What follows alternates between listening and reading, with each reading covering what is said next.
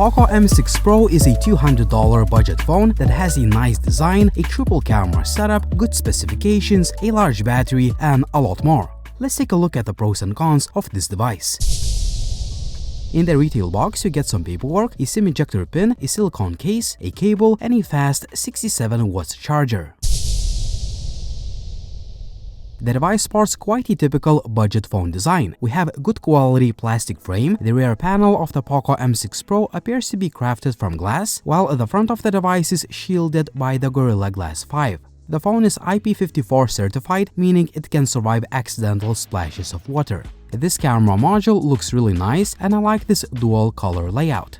The buttons are clicky and responsive, and the overall build quality is very good. The device also feels quite nice in the hand thanks to slightly rounded edges on the back, so they don't cut into your palm. The built-in 5000 mAh battery lasts a long time. For most users, this is a 1.5 or even a 2-day battery device. The battery can be recharged in just about 48 minutes with a supplied 67 watts fast charger. The display is really good for a budget device. Well, it does not support HDR like more expensive Poco phones, but it is a very nice panel overall, and it can get pretty bright for comfortable outdoor usage.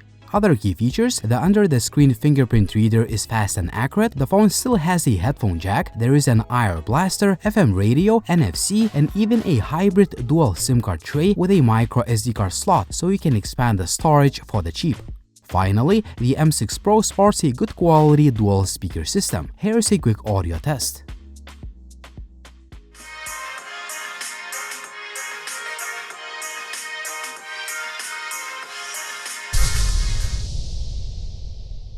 The phone runs on MediaTek Helio G99 Ultra CPU, which is limited to 4G connectivity, and it is mostly used in budget phones. What's nice about the M6 Pro is that you get a generous amount of RAM and storage even with a base model. You can double the storage for $50 extra. Using the phone daily is a good experience. It handles everyday tasks well, and Xiaomi HyperOS, which is built on top of Android 14, feels fast and snappy. Just like all Xiaomi and Poco phones, the M6 Pro has plenty of customization options in the UI. Gaming performance is surprisingly good in titles like PUBG Mobile, Call of Duty, Real Racing 3, and so on. However, expect to see some lag, stutter, and skipped frames in titles like Genshin Impact and Asphalt 9. On the other hand, this phone was not designed for hardcore gamers.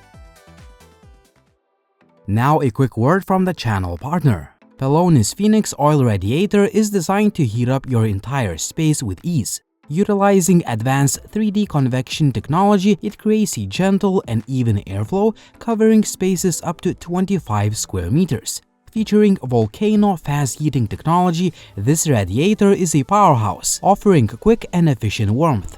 Its unique crossover and 13 fins design provides 50% wider heat coverage, ensuring rapid heat conduction throughout the room. Plus, with multiple volcano vents, heat is distributed efficiently without any risk of fire. Easily control your comfort with a dual knob control panel, offering 3 heat settings and an adjustable thermostat for optimal room temperature. Despite its powerful performance, the radiator remains compact and portable with a slim design and mounted caster wheels for easy mobility. Safety is paramount, with automatic shutdown in case of overheating or tip-over. Experience quiet comfort all night long as this radiator operates silently. Backed by a 24-month warranty, Pelonis guarantees quality and durability in every use. Check out the video description to learn more. The M6 Pro ships with a pretty standard budget phone triple camera system on the back. On the front, there is a 16-megapixel shooter. The wide-angle camera produces just mediocre quality images that lack detail and sharpness, the usual case for budget phones. The main camera, on the other hand, takes really nice daylight photos that have plenty of detail, the colors are quite nice, and overall, the images look very good for a budget device. You can also take 2x sensor crop zoom images that look okay, but don't expect stellar results. You can usually see this is not an optical zoom quality. There is a dedicated 64-megapixels mode, but I suggest you stick to the regular auto mode for the best image quality if you don't plan on cropping images in post. The portrait shots are above average. The edge detection is decent, but I wish the photos were a tad sharper. Also, some shots came out underexposed. The macro pictures do not impress, they lack detail and sharpness.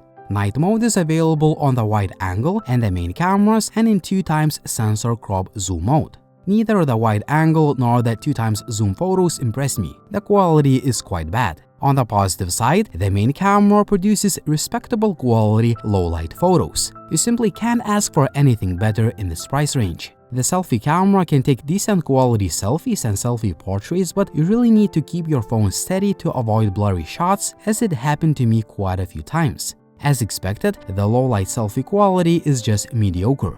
1080p is the maximum video recording resolution. I found 30 fps footage to be nice, stable and smooth. The 60 fps video lacks image stabilization, which is a little bit frustrating. The 1080p 30 fps selfie video looks pretty good. It is stable and smooth. However, 1080p 60 fps footage loses image stabilization. For audio quality, here is a quick sample.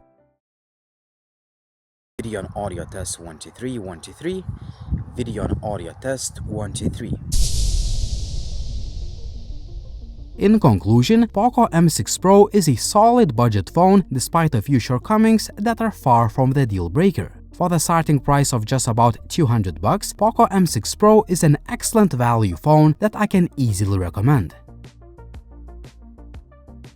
What do you think about the Poco M6 Pro? Would you buy this device or would you choose another option? As always, like the video if you liked it, please subscribe to the channel if you haven't already, and as always, it was Linus, thank you for watching and see you soon.